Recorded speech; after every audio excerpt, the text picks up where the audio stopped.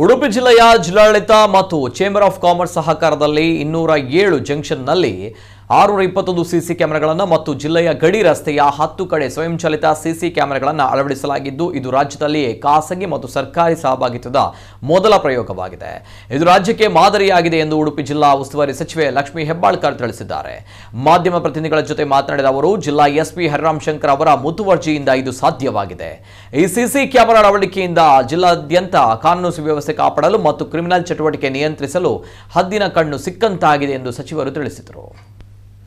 Chambers of commerce ಅವರಿಗೆ, ಉಡುಪಿ ಜಿಲ್ಲೆಯ chambers of commerce ಮತ್ತು ನಮ್ಮ SP ಅವರಿಗೆ, ಪೊಲೀಸ್ ಇಲಾಖೆಯವರಿಗೆ, ಜಿಲ್ಲಾಡಳಿತಕ್ಕೆ ನಾನು ವಿಶೇಷವಾಗಿ ಅಭಿನಂದನೆಯನ್ನು ಸಲ್ಲಿಸಲಿಕ್ಕೆ ಬಯಸ್ತೇನೆ.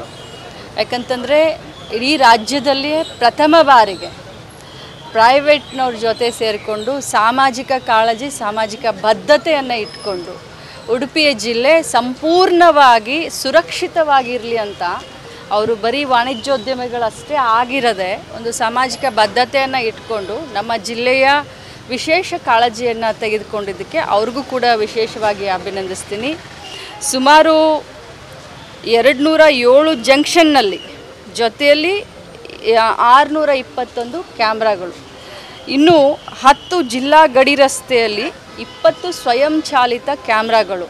ಅಂದರೆ ಒಂಥರ ಈ ಹದ್ದಿನ ಕಣ್ಣು ಇದ್ದ ಹಾಗೆ ನಮ್ಮ ಜಿಲ್ಲೆಯಲ್ಲಿ ಯಾವುದೇ ಥರದ ಅಹಿತಕರ ಘಟನೆ ಆಗಬಾರ್ದು.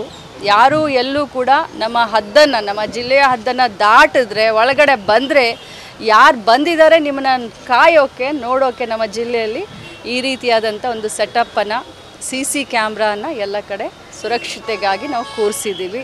ಸೊ ಭಾಳ ಹೆಮ್ಮೆ ಅನಿಸುತ್ತೆ. ಇದು ರಾಜ್ಯದಲ್ಲಿನೇ ನನಗೆ SP ಅವರು, ನಮ್ಮ ಹರಿರಾಮ್ ಅವರು, ಯಾಕಂದರೆ ಇನಿಷಿಯೇಟಿವ್ ತೊಗೊಂಡಿರೋದೇ ಹರಿರಾಮ್ ಅವ್ರಿಗೂ ಕೂಡ ವಿಶೇಷವಾದಂಥ ಅಭಿನಂದನೆಯನ್ನು ಸಲ್ಲಿಸ್ತೀನಿ. ಅವರು ಹೇಳ್ತಾ ಇದ್ರು ಮತ್ತು ವಿಶೇಷವಾಗಿ ನನ್ನ ಗಮನಕ್ಕೂ ಇದೆ, ಇಡೀ ರಾಜ್ಯದಲ್ಲಿಯೇ ಇದು ಪ್ರಥಮ ಬಾರಿಗೆ ಈ ರೀತಿ ಆಗಿದೆ. ಇದು ಇಡೀ ರಾಜ್ಯಕ್ಕೆ ಮಾದರಿಯಾಗಲಿ.